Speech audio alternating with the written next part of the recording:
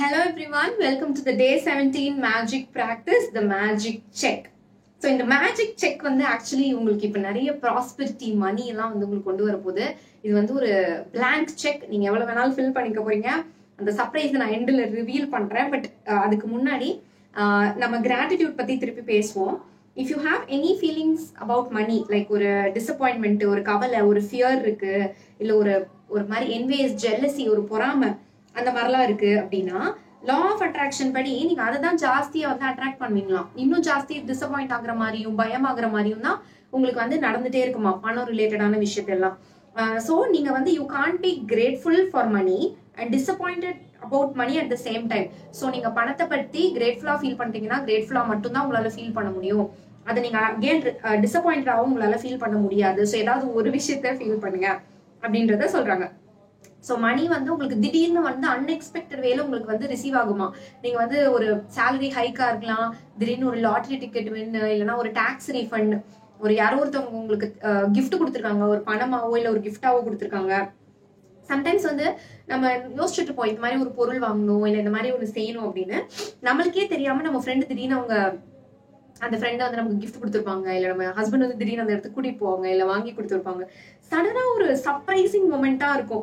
So இந்த situations எல்லாம் வந்து நமக்கு பாஸ்ட்ல நடந்திருக்கலாம். நம்ம யோசிச்சு பார்க்கும்போது இது எல்லாமே வந்து பிளெயினா வந்து ஜஸ்ட் ஒரு குட் லக் பேட் லக்லாம் கிடையாது. It is universal law of attraction அப்படின்றதா. ஸோ நீங்க வந்து தொடர்ந்து ஒரு விஷயத்த நம்பி அதை நீங்க லைக் அதையே அட்ராக்ட் பண்ணும்போது கண்டிப்பா அந்த விஷயம் தான் நடக்கும். ஸோ இந்த ஆத்தர் வந்து இவங்க வந்து இப்போ ஒரு மில்லினியர் தான்.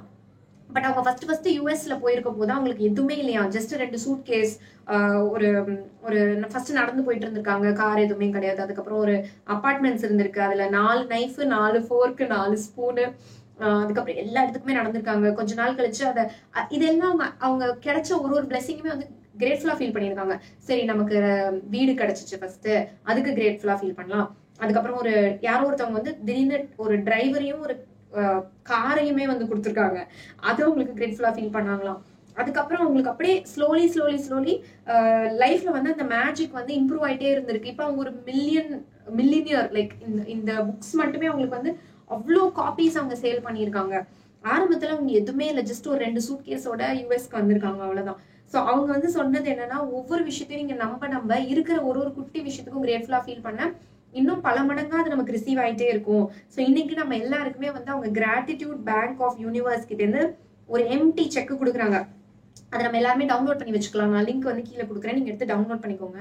அந்த எம்டி செக்ல நீங்க என்ன வேணும்னாலும் நோட் பண்ணலாம், பெரிய அமௌண்ட் கூட நோட் பண்ணலாம், உடனே கண்டிப்பா கிடைக்கும். ஆனா வந்து உங்களுக்கு அதை டெஸ்ட் பண்ணணும் அப்படின்னா குட்டியா ஒரு அமௌண்ட்ல ஸ்டார்ட் பண்ணுங்க. மேபி ஒரு 100 ரூபாய், 500 ரூபாய், 1000 ரூபாயில இருந்து ஒரு விஷயத்த வந்து எழுதிக்கோங்க எவ்வளவு அப்படின்னு சொல்லிட்டு எக்ஸாக்டா. அது எதுக்காகன்றதையுமே வந்து டீப்பா விஷுவலைஸ் பண்ணுங்க. இப்போ ஃபார் எக்ஸாம்பிள் ஒரு 1000 ரூபாய் நீங்க வந்து எய்ம் பண்றீங்கன்னா அந்த 1000 ரூபாய் வச்சு நீங்க ஒரு ஷூ வாங்க போறீங்க, இல்ல வந்து நான் ஒரு ட்ரெஸ் வாங்க போறேன், இல்ல நான் ஒரு கோர்ஸ்க்கு வந்து ஃபீஸ் கட்ட போறேன், ஏதோ ஒரு விஷயத்துக்காக அந்த 1000 ரூபாய் வந்து டார்கெட் பண்ணி அதுல வந்து கிராட்டிடியூட் செக்ல எழுதுங்க.